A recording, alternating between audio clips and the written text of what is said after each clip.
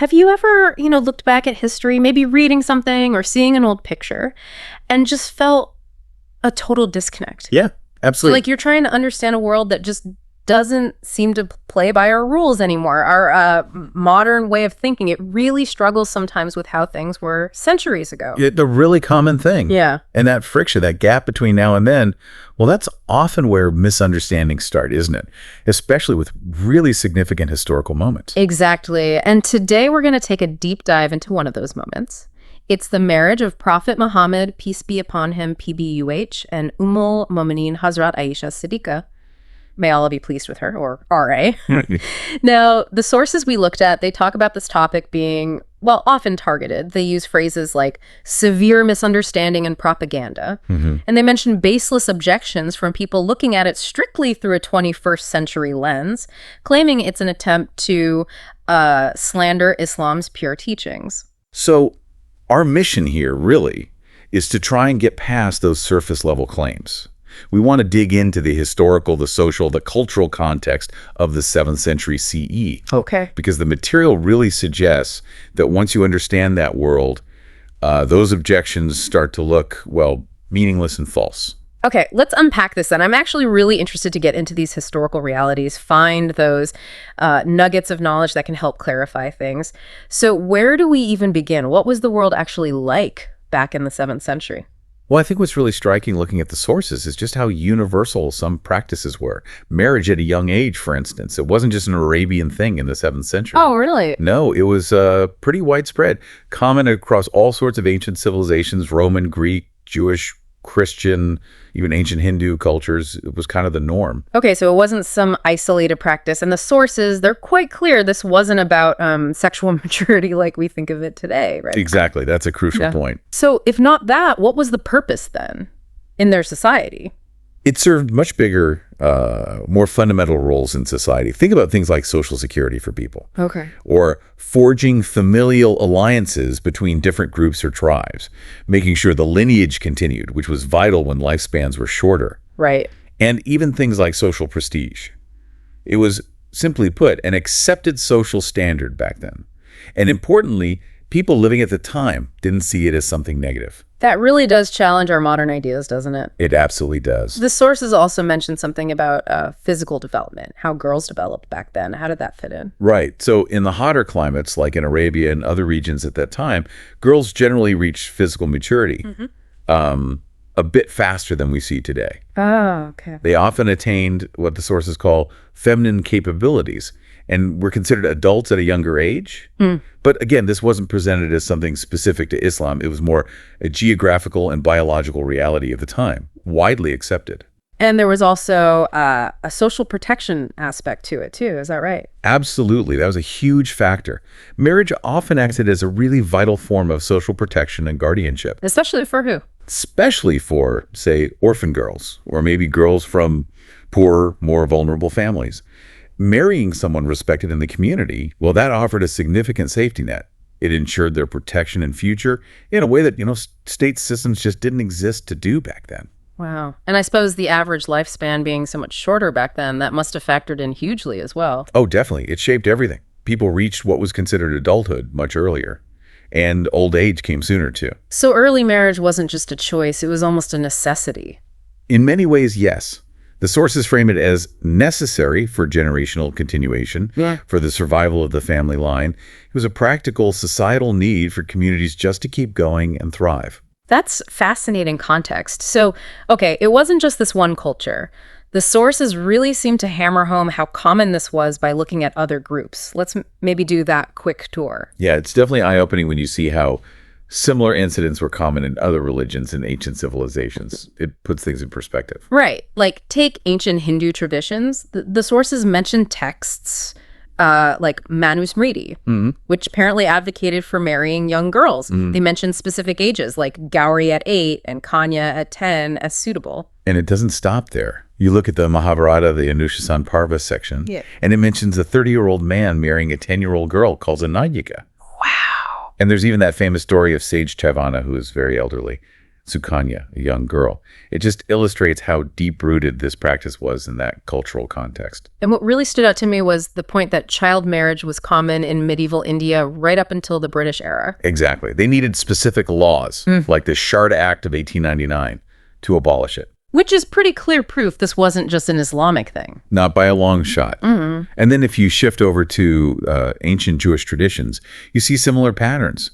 Girls often married young, sometimes soon after their first menstruation. Okay. The Talmud apparently has references that encourage early marriage, and marriage around, say, 12 to 13 years old was common in many Jewish communities back then. Okay, so definitely a pattern emerging across different faiths. What about Christianity in ancient or medieval times? Similar story there, especially in medieval Europe. For girls, marriage between 12 to 14 years of age was legally permissible and common. Really? Legally permissible? Yes, particularly among noble families. It was often tied into political and economic alliances. Ah, the strategic marriages. Exactly. And while the Bible itself doesn't specify a marriage age, the social conditions, the context of the time strongly suggest early marriage was just a normal practice, much like in Jewish society. And many Christian scholars actually believe that Mary, the mother of Jesus, peace be upon him, was likely quite young when Jesus was born. Interesting. And just to round it out, the Roman and Greek worlds. Same deal. The sources confirm that in Roman and Greek societies, marriage for girls at 12 to 14 years old was legally permissible and common. So when you pull all that comparative evidence together, what does it tell us about how we should understand Hazrat Aisha's marriage specifically? Well, it really underscores that her marriage was entirely consistent with the universal social standards of that era. It wasn't strange, it wasn't shocking for the time, it fit right into the global societal norms back then. That's a really crucial piece of context, but the sources, they seem to go a step further. They don't just say it was normal for the time. They ask you it was also, what was the phrase? A great masterpiece of Allah's wisdom. Yes, that's a significant shift in perspective presented in the material. What do they mean by that? How is it seen as divinely wise? They move beyond just the social custom to really highlight her incredible, almost unparalleled contribution to Islam afterwards. She's described as Islam's greatest scholar, mufassira, that's a Quranic interpreter, and faqih, an expert in Islamic law. Those are huge claims, and they back it up with numbers, right? The Hadiths. They do. She narrated 210 hadiths, sayings, and actions of the Prophet. That number makes her second only to Hazrat Abu Huraira in terms of sheer volume. Wow. And what kind of knowledge did these hadiths contain? They provide just unparalleled knowledge, insights into the Prophet Muhammad's personal life, his ethics, how he worshipped, crucial rulings specifically concerning women. It wasn't just memorizing, it was deep understanding and the ability to convey it. Yeah, you can really see that intellectual depth. The sources say even the major companions, the Sahaba and later scholars, would go to her with complex questions. Exactly. On tricky matters, women's issues, other legal points, there's that quote from Hazrat Abu Musa Ash'ari, which is very telling. He said, "Whenever we faced a difficult issue and consulted Hazrat Aisha, we would always find knowledge with her." That's powerful. It really is. And the argument the sources make is that marrying young allowed her to spend a significant amount of time directly learning from the Prophet. So she absorbed everything firsthand. Pretty much, gaining this incredibly deep, nuanced familiarity with all aspects of the faith.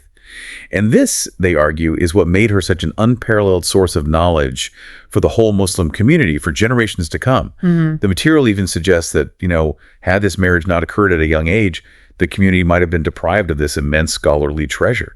She essentially became crucial in translating Islam for generations. Okay, so if we circle back then to those objections we mentioned right at the start, considering everything we've just laid out, the historical context, the comparisons, her later role, why do the sources see these modern objections as unjust or ill-informed? Well, the core argument keeps coming back to context, that the marriage was in full conformity with the universal social standards of that era. Right. And crucially, not an event unique to Islam. It wasn't out of step with its time at all. And this is where the sources get quite pointed, isn't it? They argue that critics who focus on this are deliberately ignoring historical context. Yes.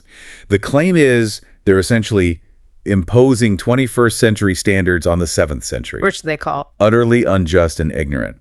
They argue it reveals the critics' own intellectual shortcomings and enmity towards Islam. It's a strong claim, based on that idea of anachronism, judging the past by present-day values. And there's that other point, maybe the most striking one, the historical silence. Ah, yes. That's presented as very significant evidence. The point is that even Islam's most bitter enemies at the time, The ones who are always looking for something to criticize. exactly, people who, the sources say, never missed an opportunity to slander Prophet Muhammad over the smallest matters. Yeah. Yet they never objected to this particular marriage. According to the sources, no. And the argument is, this silence proves that it was completely in line with the social customs of that era and was considered blameless. If it had been scandalous then, his enemies would have certainly used it against him. That lack of contemporary criticism is, that's a powerful point to consider. Definitely. And finally, the sources kind of pivot, don't they, to talk about Islam's wider impact on women at the time. Yes, they bring in that broader context, highlighting Islam's revolutionary message in other areas concerning women. Such as Abolishing the practice of burying infant girls alive, which was apparently common before Islam, granting women specific inheritance rights, bestowing upon them honor and status that, according to these sources, other religions or civilizations hadn't given them before. So positioning Islam as actually uplifting women's status in that 7th century context. Precisely. Setting that against the objections raised today, suggesting a disconnect between the criticism and the lived reality and reforms of the time. Wow, okay.